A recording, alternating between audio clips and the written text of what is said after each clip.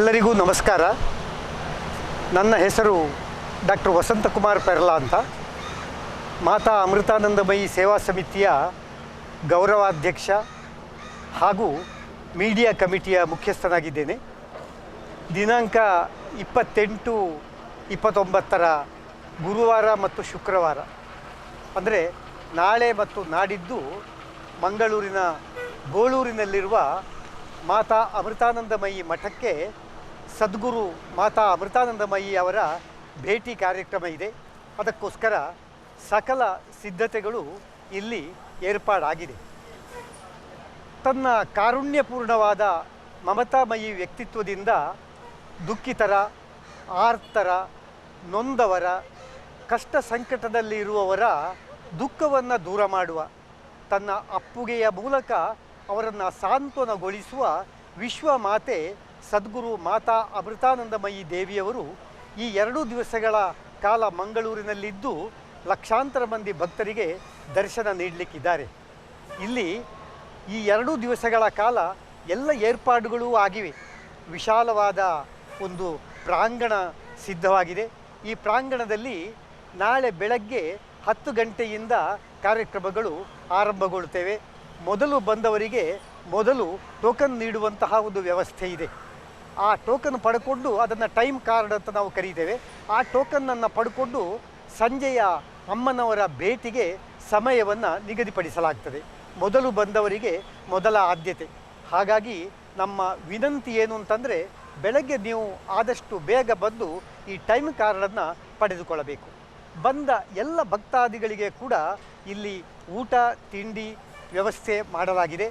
ಹಾಗೂ ಸಾಕಷ್ಟು ವಿಶಾಲವಾದ ಮೈದಾನ ಮತ್ತು ಪ್ರಾಂಗಣ ಆಗಿರುವುದರಿಂದ ಎಲ್ಲವೂ ಅಚ್ಚುಕಟ್ಟಾಗಿ ಸುವ್ಯವಸ್ಥಿತವಾಗಿ ನಡೆಯುತ್ತದೆ. ಬನ್ನಿ, ಅಮ್ಮನವರ ದರ್ಶನವನ್ನು ತೆಗೆದುಕೊಂಡು ನಿಮ್ಮನ್ನು ನೀವು ಪುನೀತರಾಗಿಸಿಕೊಳ್ಳಿ. ನಿಮ್ಮ ಕಷ್ಟ ಸುಖಗಳನ್ನು ಅಮ್ಮನವರಲ್ಲಿ ಹಂಚಿಕೊಂಡು ಹಗುರಾಗಿ. ಎಲ್ಲರಿಗೂ ಕೂಡ ನಮಸ್ಕಾರ.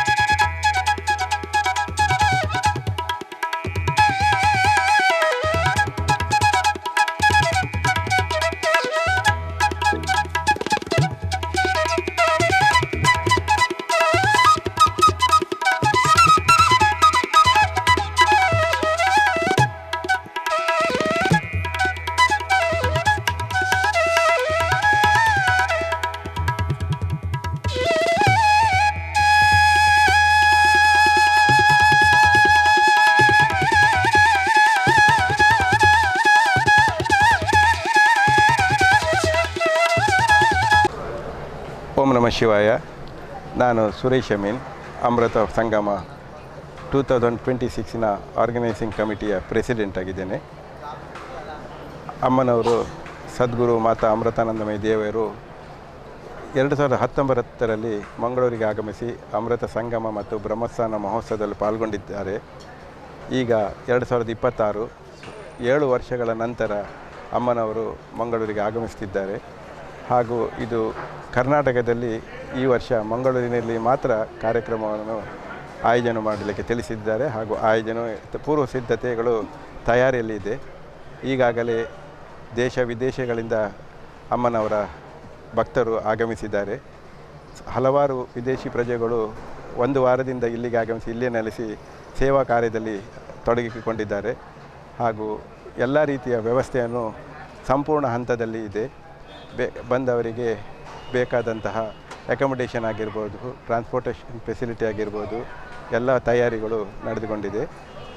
ಬೇರೆ ಬೇರೆ ಕಡೆಯಿಂದ ಗೋವಾದಿಂದ, ಕಾರವಾರದಿಂದ, ಸುಬ್ರಹ್ಮಣ್ಯದಿಂದ, ಉಡುಪಿಯಿಂದ ಹಾಗೂ ಕುಂದಾಪುರದಿಂದ, ಬೆಳಗಾವಿನಿಂದ, ಮೈಸೂರಿನಿಂದ ಈಗಾಗಲೇ ನಮ್ಮ ವಾಲಂಟಿಯರ್ಸ್ ಆಗಮಿಸಿದ್ದಾರೆ. ಸುಮಾರು 1000ಕ್ಕೂ ಅಧಿಕ ಮಂದಿ ವಾಲಂಟಿಯರ್ಸು ಸೇವೆಯಲ್ಲಿ ತೊಡಗಿಕೊಂಡಿದ್ದಾರೆ. ಬಂದವರಿಗೆ ನಿಲ್ಲುವ ವ್ಯವಸ್ಥೆಯನ್ನು ಸಂಘನಿಕೇತನದಲ್ಲಿ ಹಾಗೂ ಮಾರಿಗುಡಿ ಸಭಾಭವನದಲ್ಲಿ ಹಾಗೂ ಬೋಳೂರು ಬೇಯಲ್ಲಿ ಹಾಗೂ ಕಾವೂರು ವ್ಯವಸಾಯ ಬ್ಯಾಂಕಿನ ಆಡಿಟೋರಿಯಂನಲ್ಲಿ ವ್ಯವಸ್ಥೆ ಮಾಡಲಾಗಿದೆ. ಬರುವವರಿಗೆ ಟ್ರಾನ್ಸ್ಪೋರ್ಟೇಷನ್ ವ್ಯವಸ್ಥೆಯನ್ನು KSRTCಯ ಮೂಲಕ ನಡೆಯುತ್ತಿದೆ.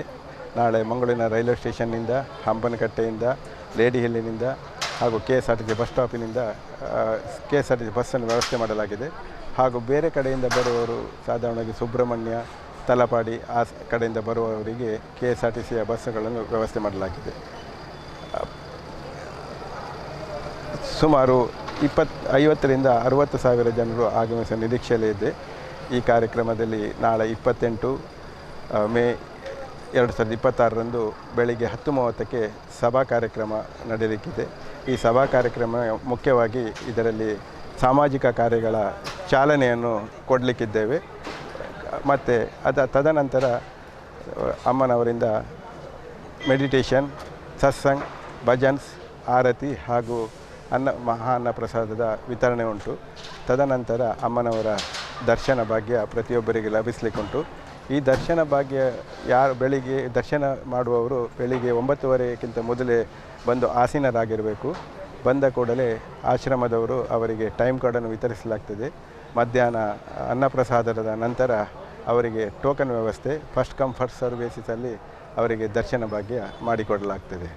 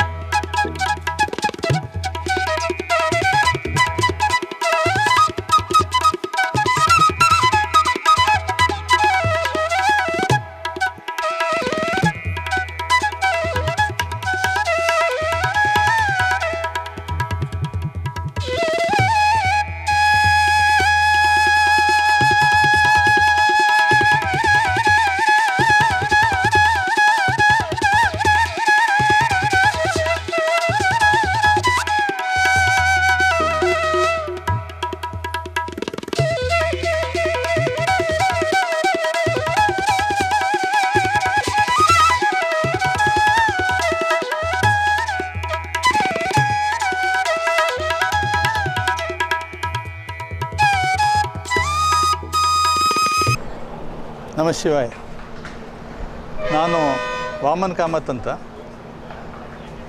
ಮಾತಾ ಅಮೃತಾನಂದಮಯ ಸೇವಾ ಸಮಿತಿ ಮಂಗಳೂರು ಇದರ ಪೂರ್ವಾಧ್ಯಕ್ಷ. ಅಮ್ಮನವರು ಈಗಾಗಲೇ ಮಂಗಳೂರಿಗೆ ತಲುಪಿದ್ದು ನಮ್ಮ ಕರಾವಳಿ ಪ್ರದೇಶ ಹಾಗೂ ಇಡೀ ರಾಜ್ಯಾದ್ಯಂತದ ಭಕ್ತಾದಿಗಳನ್ನು, ಅಂತೆಯೇ ಕೇರಳ, ಗೋವಾ, ಮಹಾರಾಷ್ಟ್ರ ಇತ್ಯಾದಿ ಕಡೆಗಳಿಂದ ಬರುವಂಥವರನ್ನು ಆಶೀರ್ವದಿಸಲು ತಾರೀಕು 28 ಮತ್ತು 29 ಮೇ 2026ರಂದು ಸಾರ್ವಜನಿಕ ಕಾರ್ಯಕ್ರಮವನ್ನು ಹಮ್ಮಿಕೊಂಡದ್ದಿದೆ. ಈ ಸಂದರ್ಭದಲ್ಲಿ ಬಹಳಷ್ಟು ಕಡೆಗಳಿಂದ ಅಮ್ಮನ ಆಶೀರ್ವಚನಕ್ಕಾಗಿ ಬರುವವರು ಇಲ್ಲಿನ ಬ್ರಹ್ಮಸ್ಥಾನದಲ್ಲಿ ಅಂತ ಹೇಳಿದರೆ ವಿಶಿಷ್ಟವಾದ ಒಂದು ಪುಣ್ಯಕ್ಷೇತ್ರ ಇದು. ಇಲ್ಲಿನ ಬ್ರಹ್ಮಸ್ಥಾನದಲ್ಲಿ ವಿಧ ವಿಧದ ಸೇವೆಗಳನ್ನು, ಅರ್ಚನೆಗಳನ್ನು ಮಾಡಿಸುವ ಸೌಲಭ್ಯಗಳನ್ನು ಅಮ್ಮ ಎಲ್ಲರಿಗೂ ಕರುಣಿಸಿಕೊಟ್ಟಿದ್ದಾರೆ. ಹೀಗಿರುವಾಗ ಕಿಂಚಿತ್ ಈ ಸೇವೆಗಳ ಕುರಿತಾಗಿ ನಾನು ಹೇಳಲಿಕ್ಕೆ ಇಷ್ಟಪಡ್ತಾ ಇದ್ದೇನೆ. ಬೆಳಗ್ಗೆ ಸೂರ್ಯೋದಯದಿಂದ ಸೂರ್ಯಾಸ್ತದವರೆಗೆ ವಿವಿಧ ರೀತಿಯ ಹೋಮಗಳು, ಹವನಗಳು, ಪೂಜೆಗಳು, ಅರ್ಚನೆಗಳು ನಡೆಯುತ್ತವೆ. ಇವೆಲ್ಲದರದ್ದು ಪುಣ್ಯ ಪ್ರಾಪ್ತಿ ಆಗಬೇಕಂತಾದರೆ ಬೆಳಗಿನಿಂದ ಸಾಯಂಕಾಲದವರೆಗೆ, ಅಂದರೆ ಸೂರ್ಯಾಸ್ತವಾಗುವವರೆಗೆ, ಸೂರ್ಯೋದಯದಿಂದ ಸೂರ್ಯಾಸ್ತವಾಗುವವರೆಗಿನ ಎಲ್ಲ ಕಾರ್ಯಕ್ರಮಗಳಿಗೆ, ಎಲ್ಲ ಹೋಮ ಹವನ ಅರ್ಚನೆ ಪೂಜೆ ಇತ್ಯಾದಿಗಳಿಗೆ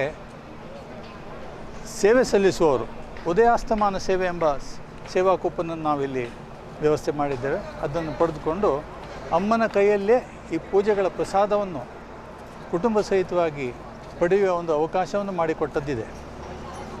ಅಂತೆಯೇ ಇದಲ್ಲದೆ ವಾಕ್ರೂಪದಲ್ಲಿ ಅಂತ ಹೇಳಿದ್ರೆ ಲಿಖಿತ ರೂಪದಲ್ಲಿ ಒಂದು ಶಿವಶಕ್ತಿಯಕ್ಕೆ ರೂಪಿಣ್ಯೈ ನಮಃ ಅಂತ ಹೇಳಿದ್ರೆ ಇಲ್ಲಿ ನಮ್ಮ ಕ್ಷೇತ್ರದಲ್ಲಿ ಸ್ಥಾಪಿತವಾಗಿರುವ ಅಮ್ಮನ ನಾವು ಆತ್ಮೀಯತೆಯಿಂದ ಕರೆಯೋದು ಶಿವಶಕ್ತಿ ಏಕರೂಪಿಣಿ ಅಂತ ಹೇಳಿದ್ರೆ ಶಿವನು ಶಕ್ತಿಯು ಎರಡೂ ಶಕ್ತಿಗಳು ಸೇರಿಕೊಂಡು ಒಂದೇ ಆಗಿರುವಂಥ ಒಂದು ಕ್ಷೇತ್ರ ಇದು. ಏಕರೂಪಿಣ್ಯೇ ನಮಃ ಅಂತ ಹೇಳಿದ್ರೆ ಅವರಿಗೆ ನಮಸ್ಕಾರಗಳನ್ನು ಸಲ್ಲಿಸುತ್ತಾ ನಾವು ನೀಡುವಂತಹ ಒಂದು ಲಿಖಿತ ಯಜ್ಞದಲ್ಲಿ ಭಾಗವಹಿಸಲು ಇಚ್ಛೆಪಡುವವರು ಸಹ ಒಂದು ಪುಟದಷ್ಟು ಅಥವಾ ತಮಗೆ ಸಾಧ್ಯವಾದಷ್ಟು ಅನುಕೂಲವಾಗುವಷ್ಟು ತಮ್ಮಿಂದ ಬರೀಲಿಕ್ಕೆ ಆಗುವಷ್ಟು ಕೂಡ ಇದನ್ನು ಲಿಖಿತ ಯಜ್ಞವನ್ನು ಮಾಡಿ ಕೊಡಲಿಕ್ಕೆ ಸಾಧ್ಯ ಇದೆ. 2 ದಿನಗಳ ಈ ಕಾರ್ಯಕ್ರಮದಲ್ಲಿ ನಮ್ಮ ಮಠದಲ್ಲಿ ಬರುವ ಭಕ್ತಾದಿಗಳ ಎಲ್ಲ ಅನುಕೂಲಕ್ಕಾಗಿ ಎಲ್ಲ ರೀತಿಯ ವ್ಯವಸ್ಥೆಗಳನ್ನು ಮಾಡಿದ್ದುಂಟು. ಭೋಜನ ಪ್ರಸಾದ ಮಧ್ಯಾಹ್ನ ಹಾಗೂ ರಾತ್ರಿ ಇರುತ್ತದೆ. ಇಲ್ಲಿ ಸಭಾಂಗಣದಲ್ಲಿ ಕುಳಿತವರಿಗೆ ನೀರಿನ ವ್ಯವಸ್ಥೆ ಇರುತ್ತದೆ. ಅಂತೆಯೇ ಬಿಸ್ಕಿಟ್ ವ್ಯವಸ್ಥೆ ಕೂಡ ಇರ್ತದೆ. ಮತ್ತು ವೈದ್ಯಕೀಯ ಸವಲತ್ತುಗಳು ಇವೆ. ಪೊಲೀಸ್ ಸಹಾಯ ಕೂಡ ಇದೆ. ಅಗ್ನಿಶಾಮಕ ದಳದವರು ಇದ್ದಾರೆ. ಎಲ್ಲ ರೀತಿಯ ಸೌಕರ್ಯಗಳು ಇಲ್ಲಿ ಇವೆ. ಬಂದ ಭಕ್ತಾದಿಗಳಿಗೆ ಉಳ್ಕೊಳ್ಳುವ ವ್ಯವಸ್ಥೆ, ದೂರದಿಂದ ಬಂದವರಿಗೆ ಉಳ್ಕೊಳ್ಳುವ ವ್ಯವಸ್ಥೆಯು, ಮತ್ತು ಕೆಲವು ಸೂಚಿತ ಪ್ರದೇಶಗಳಿಂದ ನಮ್ಮ ಸ್ಥಾನಕ್ಕೆ ಬರುವವರಿಗೆ ಅಂತ ಹೇಳಿದರೆ, ಉದಾಹರಣೆಗೆ ರೈಲ್ವೆ ಸ್ಟೇಷನ್ ಆಗಲಿ, ಕರ್ನಾಟಕ ಸ್ಟೇಟ್ ರೋಡ್ ಟ್ರಾನ್ಸ್ಪೋರ್ಟ್ ಕಾರ್ಪೊರೇಷನಿನ ನಿಲ್ದಾಣವಾಗಲಿ, ಅಥವಾ ಮುಖ್ಯವಾದ ಕೆಲವು ಸ್ಥಳಗಳು ಜಂಕ್ಷನ್ಗಳಿಂದ ಭಕ್ತಾದಿಗಳನ್ನು ಸಂಚಯಿಸಿ ಇಲ್ಲಿಗೆ ಕರೆದುಕೊಂಡು ಬರುವ ಉಚಿತವಾದ ಬಸ್ ವ್ಯವಸ್ಥೆಯನ್ನು ಕೂಡ ನಾವು ಮಾಡಿದ್ದೇವೆ. ಯಾವುದೇ ಮಾಹಿತಿಗಾಗಿ ಮಾಹಿತಿ ಕಾರ್ಯಾಲಯ ಇದೆ ಮತ್ತು ಪೂಜಾ ಕೌಂಟರ್ ಇದೆ. ಸೇವಾರ್ಥಿಗಳು ಬೇಕಾದದ್ದನ್ನು ಅವಶ್ಯಕತೆ ಇರುವಂತಹ ಎಲ್ಲ ಪ್ರಶ್ನೆಗಳಿಗೆ ಉತ್ತರವನ್ನು ಇಲ್ಲಿ ಪಡೆದುಕೊಳ್ಳುವ ವ್ಯವಸ್ಥೆಯನ್ನು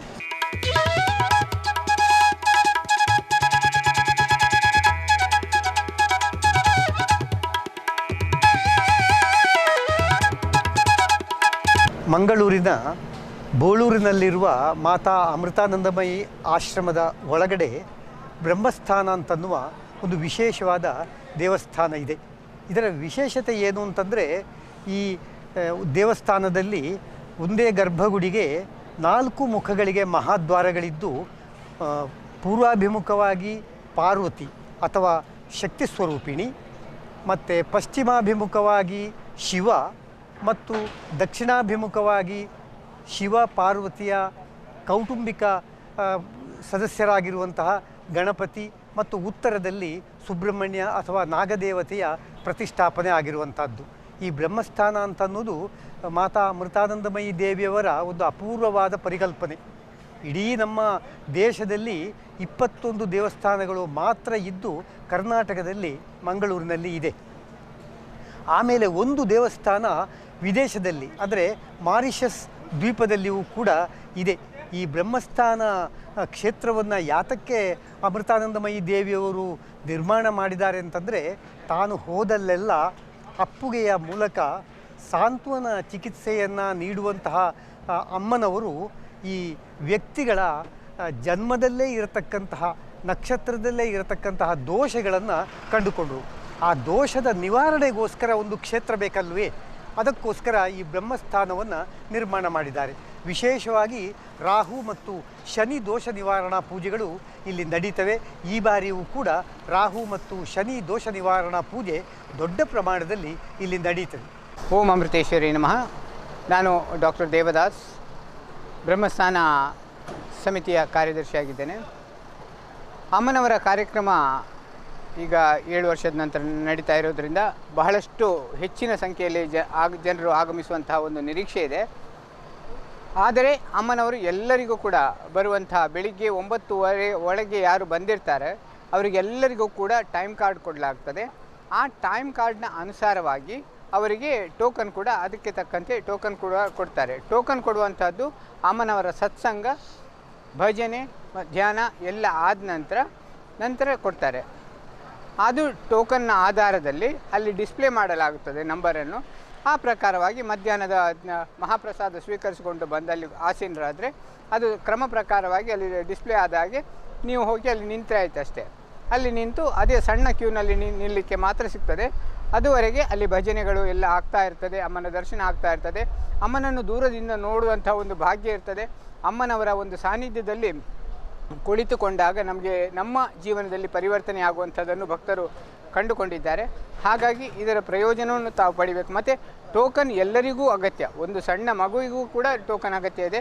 ದಯವಿಟ್ಟು 9:30 ಒಳಗೆ ಬಂದು ಇದರಲ್ಲಿ ಭಾಗವಹಿಸಲಿಕ್ಕೆ ನೋಡಿ.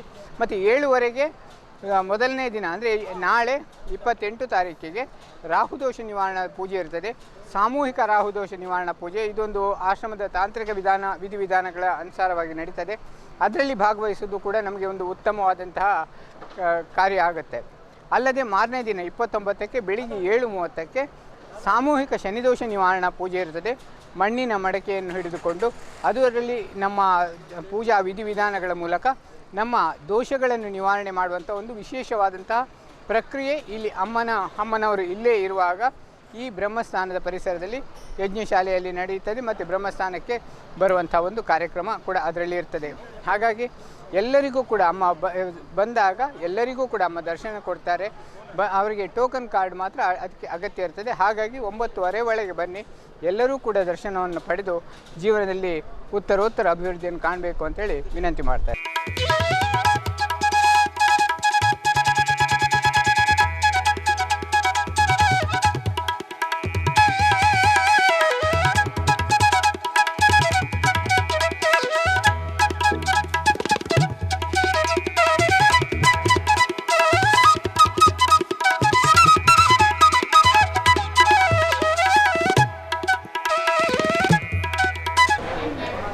ಓಂ ಅಮೃತೇಶ್ವರೇ ನಮಃ. ಈ ಬಾರಿಯ ಅಮೃತ ಸಂಗಮ 2026 ಅಮ್ಮನ ಆಗಮನ ಇವತ್ತು ಬೆಳಿಗ್ಗೆ 2:30 ಗಂಟೆಗಾಯಿತು. ಇಂದಿನಿಂದ ಪ್ರಾರಂಭವಾಗಿದೆ. ನಮ್ಮ ಕಿಚನ್ ಕೂಡ ಇಂದಿನಿಂದ ಪ್ರಾರಂಭವಾಗಿದೆ. ಬೆಳಿಗ್ಗೆ ಬಂದಂಥ ಎಲ್ಲ ಭಕ್ತಾಭಿಮಾನಿಗಳಿಗೆ ನಾವು ಚಹಾದ ವ್ಯವಸ್ಥೆ ಹಾಗೂ ಬಿಸ್ಕೆಟ್ ಕೊಟ್ಟು ಅವರನ್ನು ಆಮಂತ್ರಿಸಿದ್ದೇವೆ. ಅದೇ ರೀತಿ ಈಗ ಬೆಳಗಿನ ಉಪಹಾರ ಕೂಡ ಪ್ರಾರಂಭ ಆಗಿದೆ. ಬಂದಂಥ ಎಲ್ಲ ಭಕ್ತಾಭಿಮಾನಿಗಳು ಉಪಹಾರ ಸೇವಿಸಿದ್ದಾರೆ. ಸುಮಾರು 1000ದಿಂದ 1500 ಜನ ಈಗ ಬೆಳಗಿನ ಉಪಹಾರವನ್ನು ಸೇವನೆ ಮಾಡಿದ್ದಾರೆ. ಅದೇ ರೀತಿ ಮಧ್ಯಾಹ್ನ ಕೂಡ ಒಂದು 2ರಿಂದ 2,500 ಜನ ಭೋಜನ ಸ್ವೀಕಾರ ಮಾಡಲಿಕ್ಕಿದ್ದಾರೆ. ತದನಂತರ ಸಾಯಂಕಾಲ ಒಂದು ನಮ್ಮ ಚಹಾದ ವ್ಯವಸ್ಥೆ ಆಗಲಿದೆ. ಅದನ್ನು ಕೂಡ 1,000ರಿಂದ 1,500 ಜನ ಸೇವನೆ ಮಾಡಲಿದ್ದಾರೆ. ಮತ್ತು ರಾತ್ರಿ ಭೋಜನ ಇದೆ. ರಾತ್ರಿ ಭೋಜನ ಒಂದು ನಮ್ಮ ನಿರೀಕ್ಷೆಯ ಪ್ರಕಾರ 4,000 ಜನ ಅದನ್ನು ಸ್ವೀಕರಿಸಬಹುದು. ಅದ ನಂತರ ನಾಳೆ ಅಮ್ಮ ಸ್ಟೇಜಿಗೆ ಬರ್ತಾರೆ. ಪ್ರಾರಂಭ ಬೆಳಿಗ್ಗೆ ನಾಳೆ ನಮ್ಮ ಉಪಹಾರ ಇರ್ತದೆ. ಬೆಳಗಿನ ಉಪಹಾರ 2ರಿಂದ 2,500 ಜನಕ್ಕೆ ಉಪಹಾರ ಇರ್ತದೆ. ಅದ ನಂತರ ಭೋಜನಕ್ಕೆ ಸಾಧಾರಣ 25ರಿಂದ 30,000 ಜನ ಸೇರಬಹುದೆಂದು ಅಂದಾಜಿಸಲಾಗಿದೆ. ಅದರ ಪ್ರಕಾರ ನಾವೆಲ್ಲ ಸಿದ್ಧತೆಗಳನ್ನು ಮಾಡಿಕೊಂಡಿದ್ದೇವೆ. ಅದೇ ರೀತಿ ನಾಳಿನ ರಾತ್ರಿ ಕೂಡ ಅಷ್ಟೇ ಜನ ಸೇರಬಹುದೆಂದು ನಿರೀಕ್ಷಿಸಲಾಗಿದೆ. ಅದಕ್ಕೆ ಬೇಕಾದಂಥ ಎಲ್ಲ ನಮ್ಮ ಕೌಂಟರ್ನ ವ್ಯವಸ್ಥೆ ಹಾಗೂ ನಮ್ಮ ಕಿಚನ್ನ ವ್ಯವಸ್ಥೆ ಎಲ್ಲವನ್ನು ನಾವು ಸುಸಜ್ಜಿತವಾಗಿ ಏರ್ಪಡಿಸಿದ್ದೇವೆ. ಮತ್ತು 29ಕ್ಕೂ ಸಹ ಬೆಳಿಗ್ಗೆ ಉಪಹಾರ ಇರ್ತದೆ. 2ರಿಂದ 2,500 ಜನಕ್ಕೆ ಉಪಹಾರ ಇರ್ತದೆ. ಮಧ್ಯಾಹ್ನದ ಭೋಜನ ಪ್ರಸಾದ ಇರ್ತದೆ. ಮಧ್ಯಾಹ್ನ ಭೋಜನ ಕೂಡ ನಾವು 25ರಿಂದ 30,000 ಜನಕ್ಕೆ ಮಾಡ್ತಿದ್ದೇವೆ. ಅದೇ ರೀತಿ ರಾತ್ರಿ ಕೂಡ 25ರಿಂದ 30,000 ಜನಕ್ಕೆ ಉಪಹಾರವನ್ನು ಭೋಜನ ಪ್ರಸಾದವನ್ನು ನೀಡಲಿದ್ದೇವೆ.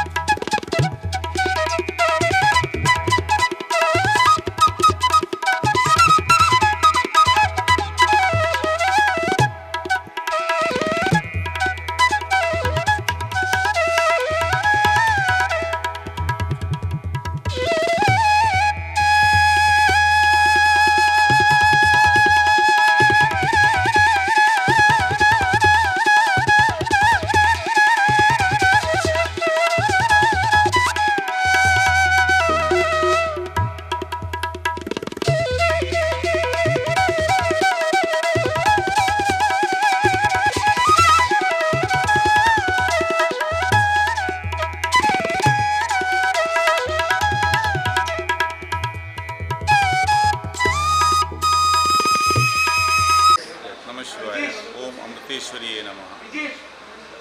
ಇಲ್ಲಿ ನಾವು ನಾಳೆಯ ಮತ್ತು ಇವತ್ತು ನಾಡ್ದು 27, 28, 29ನೇ ತಾರೀಕಿಗೆ ಅಮ್ಮನ ದರ್ಶನದ ಭಾಗ್ಯ ನಮಗೆಲ್ಲ ಸಿಕ್ಕಿರೋದು ಭಾಳ ಸಂತೋಷದ ವಿಷಯ. ಈ ಒಂದು ಸಂದರ್ಭದಲ್ಲಿ ನಾವು ಇಲ್ಲಿ ಬೇರೆ ಬೇರೆ ರೀತಿಯಲ್ಲಿ ನಾವು ಈ ಒಂದು ವ್ಯವಸ್ಥೆಗಳನ್ನು ಮಾಡ್ತಾಯಿದ್ದೇವೆ. ಊಟಕ್ಕೆ ಸಂಬಂಧಪಟ್ಟ ಹಾಗೆ ನಾವು ಜನರಲ್ಲಾಗಿ ಎಲ್ಲರಿಗೂ ಕೂಡ ಒಂದು 8 ಕೌಂಟರನ್ನು ನಾವು ಸಪರೇಟಾಗಿ ಇಟ್ಟುಕೊಂಡಿದ್ದೇವೆ. ವಾಲಂಟಿಯರ್ಸ್ಗಳಿಗೆ ಬೇರೆ ಮತ್ತು ಅಮ್ಮನ ಮಠದಿಂದ ಬಂದಿರತಕ್ಕಂಥ ವ್ಯಕ್ತಿಗಳಿಗೂ ಕೂಡ ಬೇರೆ ಬೇರೆಯಾಗಿ ಸ್ವಾಮಿಗಳಿದ್ದಾರೆ. ಅವರಿಗೆಲ್ಲರಿಗೂ ಕೂಡ ಅದೇ ರೀತಿ ಸನ್ಯಾಸಿಗಳಿದ್ದಾರೆ. ಅವರಿಗೆಲ್ಲರಿಗೂ ಕೂಡ ಬೇರೆ ಬೇರೆ ವ್ಯವಸ್ಥೆಗಳನ್ನು ಇಲ್ಲಿ ನಾವು ಮಾಡ್ತಾ ಇದ್ದೇವೆ. ಸಾಮಾನ್ಯವಾಗಿ ನಮ್ಮ ಈ ಒಂದು ಕಾರ್ಯಕ್ರಮದಲ್ಲಿ ವಾಲಂಟಿಯರ್ಸ್ ಆಗಿ ನಮ್ಮ ಈ ಫುಡ್ ಸೆಕ್ಷನ್ಗೆ ಸಾಡೋದು 100ರಿಂದ 125 ಮಂದಿ ಈಗಾಗಲೇ ಹೆಸರನ್ನು ನೋಂದಾಯಿಸಿಕೊಂಡು ನಮ್ಮ ಈ ಒಂದು ಪ್ರದೇಶದಲ್ಲಿ ಜಮಾಯಿಸ್ತಾ ಇದ್ದಾರೆ. ಎಲ್ಲರೂ ಕೂಡ ಅವರವರ ಕೆಲಸಗಳನ್ನು ಒಳ್ಳೆ ರೀತಿಯಲ್ಲಿ ಇಲ್ಲಿ ಮಾಡುವುದಕ್ಕೋಸ್ಕರವಾಗಿ, ಸೇವೆ ಮಾಡುವುದಕ್ಕೋಸ್ಕರವಾಗಿ ಎಲ್ಲ ನಮ್ಮ ವಾಲಂಟಿಯರ್ಸ್ಗಳು ಇಲ್ಲಿ ಶ್ರಮಿಸ್ತಾ ಇದ್ದಾರೆ. ಅಡಿಗೆಗೆ ನಮ್ಮ ಅಮೃತಪುರಿಯಿಂದಲೇ ಅಲ್ಲಿ ಅಡಿಗೆಯವರೆಲ್ಲ ಇಲ್ಲಿ ಬಂದು ಅಡಿಗೆಯ ವ್ಯವಸ್ಥೆಯನ್ನು ಮಾಡ್ತಾ ಇದ್ದಾರೆ. ಸಾಮಾನ್ಯವಾಗಿ ಈ ಅಮ್ಮನ ದರ್ಶನಕ್ಕೆ 7 ವರ್ಷಗಳಿಂದ ಕಾಯ್ತಿರತಕ್ಕಂಥ ಜನರು ಬಹುಶಃ ಹೆಚ್ಚಿನವರು ಬರ್ತಾರೆ. ನಾವು ಸಾಮಾನ್ಯವಾಗಿ 1 ಲಕ್ಷದಷ್ಟು ಜನರನ್ನು ಅಡಿಗೆಗೆ ಬೇಕಾಗುವಂಥ ವ್ಯವಸ್ಥೆಯನ್ನು ಈಗಾಗಲೇ ಮಾಡಿದ್ದೇವೆ. ಅದೇ ರೀತಿ ಜಾಸ್ತಿ ಬಂದಾಗ ನಾವು ಅದಕ್ಕೆ ಸರಿಯಾದ ರೀತಿಯಲ್ಲಿ ಅಡಿಗೆ ವ್ಯವಸ್ಥೆಗಳಿಗೆ ಬೇಕಾಗುವಂಥ ಎಲ್ಲ ಸಲಕರಣೆಗಳನ್ನು ಕೂಡ ಜೋಡಿಸಿಕೊಂಡು ಒಳ್ಳೆಯ ರೀತಿಯಲ್ಲಿ ಒಂದು ಅಮ್ಮನ ದರ್ಶನ ಭಾಗಿಯಲ್ಲಿ ಸಿಕ್ಕುವಾಗ ಅದೇ ರೀತಿ ಅವರಿಗೆ ಅನ್ನಪ್ರಸಾದವನ್ನು ಕೂಡ ಒಂದು ಒಳ್ಳೆಯ ರೀತಿಯಲ್ಲಿ ಕೊಟ್ಟು ಅವರಿಗೆ ಮನಸಂತೋಷಗೊಳಿಸುವಂಥ ಒಂದು ವ್ಯವಸ್ಥೆಯಲ್ಲಿ ನಾವೆಲ್ಲ ತೊಡಗಿಸಿಕೊಂಡು